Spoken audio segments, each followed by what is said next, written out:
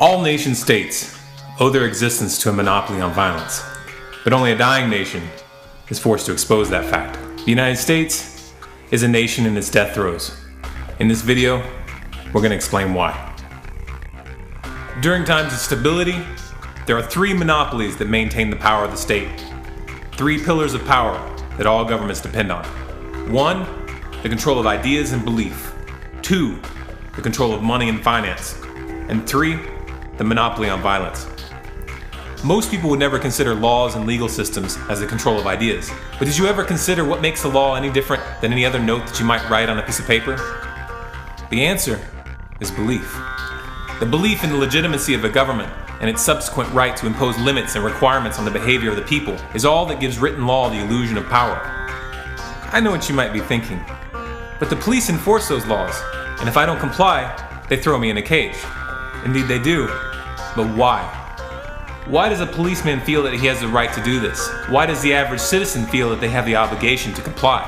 And why does the rest of the population feel that they don't have the right to stop the man with the badge from grabbing a citizen and putting him in jail? It's because the policeman, the citizen, and the rest of society are mesmerized by their belief in authority. It all comes down to belief. The control of belief is actually the linchpin that makes the other three monopolies possible. For many millennia, the church worked in tandem with the state to help maintain the fabric of belief by supporting the doctrine of the divine right of kings. Today, that role is filled by the media and the education system. Television has become the temple of the 21st century. Newscasters, the priest, selling us the divine right of the state in the guise of democracy, and state-run schools complete the job by teaching a philosophy that legitimizes state violence without ever questioning the moral foundations of that paradigm. But this situation is rapidly changing. The US government's aura of legitimacy has been severely tarnished, and the awareness of that stain is spreading like a virus throughout society as more and more people turn away from the mainstream media. The control of belief, which has for so long been used to lend support to the power elite, is rapidly slipping from their hands. They've lost control of the dialogue. This is why the government keeps trying to get control of the internet. In the United States, as is the case in the majority of the world, the control of money is no longer held by the government. This power was handed over to the Federal Reserve in 1913, and the Federal Reserve is owned by a conglomerate of the most powerful private banks in the world. By giving the power to coin money to private banks, a new branch of government was created, one that is not at all accountable to the people, and which cannot be voted out of office. This is the essence of fascism, the merger of corporate and government power. But what is money anyway? We can talk about the technicalities of what a dollar is today, and how it is essentially a unit of debt, backed by nothing, created out of thin air. And we can discuss what it used to be. But what is the underlying principle? What is the common denominator between paper money, digital money, metal money, and the cacao beans used by the ancient Mayans for money? The answer, once again, is belief. People give their labor and their goods in exchange for money because they have faith that they will be able to use that money to obtain labor and goods from others in the future. It is this faith that actually creates what we call value. However, the belief that a unit of currency is valuable can only be maintained if certain conditions are met. Either the substance itself has to have some inherent usefulness, as was the case for cacao beans of the Mayans, or there must be something that creates an artificial demand for the currency, such as forced taxation.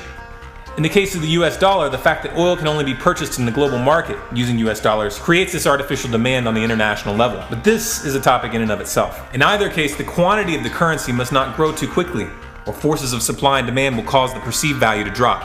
Outside the petrodollar anomaly, forced taxation is the primary method used by states to generate the artificial demand for the official currency. Without the official demand that taxes be paid in a specific currency, communities would have nothing preventing them from creating their own currencies, which cut out the banker middlemen. Forced taxation seems non-violent to most people because they choose to comply. However, most people aren't aware of the fact that they're making a choice by complying. They have come to believe that compliance is an obligation.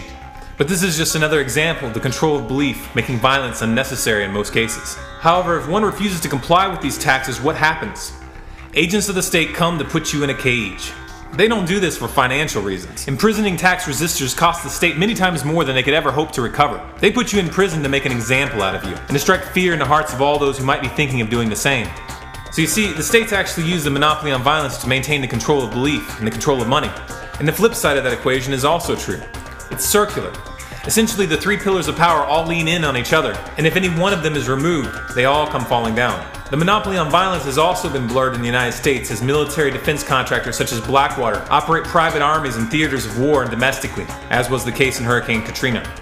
The use of mercenaries is nothing new. It's a practice as old as prostitution, and almost as dignified. But what is new is the immense financial power and political influence that these mercenary armies and the military-industrial complex in general has accumulated. Combine that with an unfettered revolving door between the war industry and the government, and you have a recipe for disaster. It shouldn't be surprising what you get when an industry which depends on war for survival has influence over the government. In the United States, all three pillars of power have fallen into corporate hands. This is fascism, pure and simple. Corporations are not moral citizens. Their only interest is the bottom line. As such, the rule of law has been brushed aside. From the perspective of a multinational corporation, such details are just pesky obstacles. But this trend towards corruption has consequences. It has eroded the faith and belief of the people in the legitimacy of the government. It has led to rampant looting of the treasury, massive money printing, and a national debt of over $16 trillion and growing faster by the day. Just the financial aspect of this equation is enough to guarantee a collapse. At this point, it cannot be fixed, but it can be prolonged, and that's why we're seeing these endless wars. These are desperate attempts to maintain American global dominance and to prevent a move away from the dollar. In summary, fascism has corrupted all three pillars of power in the United States, and as a result, those pillars are crumbling. Those that are running the system can see this. They can see it and they're scared, because they know at this point, there's nothing they can do to put Humpty Dumpty back together again. All they have left is a monopoly on violence, and that monopoly is not complete. The founders of the United States wanted to make sure that the government had to share that power with the people, hence they created the Second Amendment. How then is a corrupt government which has abandoned the rule of law and the aura of legitimacy that came with it to hold on to power as the house of cards comes tumbling down? The answer should be obvious. They have to take away the counterbalance of the Second Amendment, and that's exactly what they're trying to do.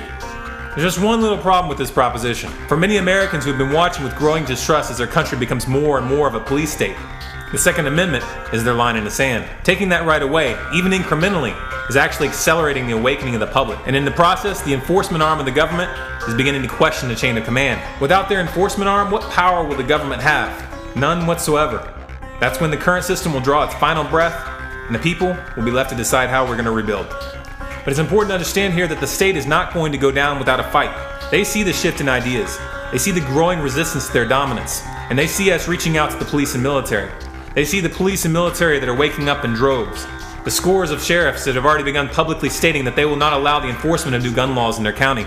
That's why in places like the West Point Military School, they're attempting to categorize anti-federal government activists in with terrorists.